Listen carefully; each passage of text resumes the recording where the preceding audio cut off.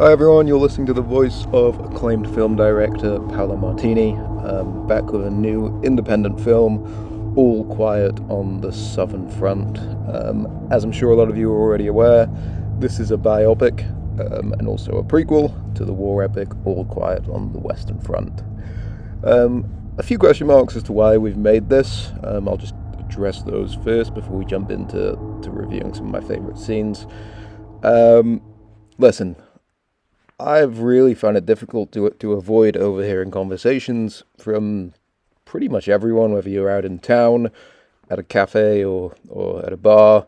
I think a very common phrase to hear is that All Quiet on the Western Front had way too many loose ends, and there were just too many questions that needed answering at the end.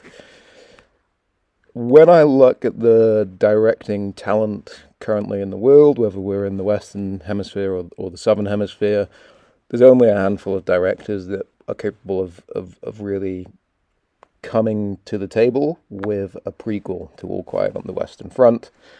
Paulo Martini, myself, I think I'm probably near the top of that list. And I felt for our generation, something like this was probably needed, and I decided to put something out.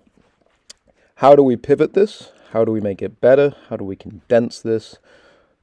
To me, those answers were pretty simple. As soon as I thought about it, well, number one, we need to pivot away from war and violence. We need to take more of a focus on fly fishing. Number two, when I look at all of the stories around that period, All Quiet on the Western Front, very little was said about New Zealand, even less about the South Island of New Zealand, particularly in the fly fishing circles that I've reached out to on Reddit.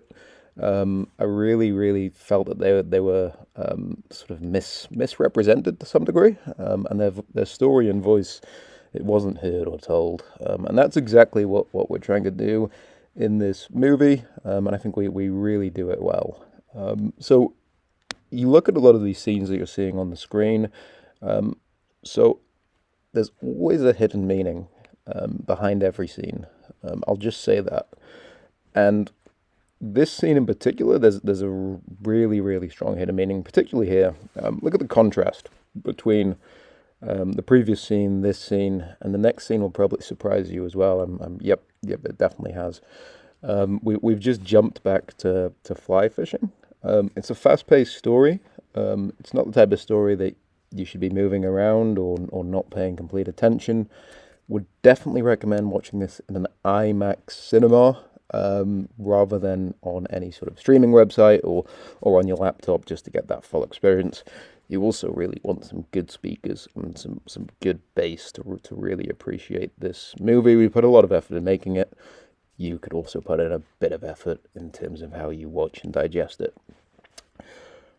Now that housekeeping's out the way, let's jump in and review a few of these scenes. So I really like this one here. Look at the way we're just panning around. It is quiet. I think it definitely is a nod back to the title of the movie, and also back to the original All Quiet on the Western Front. But wait a second, we're zooming in, and you can see there's just a boat in the distance. And I really like this because one of the things that we were very careful to do in terms of how we made this film, of course, it was just me by the end of it. I was operating as a lone wolf towards the end, as we lost some of our directorship due to some fallouts along the way. I won't bore you with the details. But what we don't do is ever say what date it is. That was intentional. This could be in the past. This could be in the 1700s. It could also be in the future, and it could be in the year 5000. We don't make any reference to date. Again, that was intentional. That was definitely something that we planned, and I think it was very successful in terms of how we executed it. So the final scene is free beverages, and then you'll also note in the background there's a glass of ice, and then there's a bar in the background as well. So I'm just realizing now the Coke, it probably does maybe suggest that, yeah, this is a more modern period. Probably should remove that. But the other drinks, they don't really have any date to them. Beer was brewed hundreds and hundreds of years ago. Coffee, I don't know if people were necessarily drinking espressos in the 1800s, but they definitely could have been. And I think that's part of, again, something that I want our viewers and listeners to really try and work out. We're definitely not going to do all the work for you. We want you to really do some work yourself as well.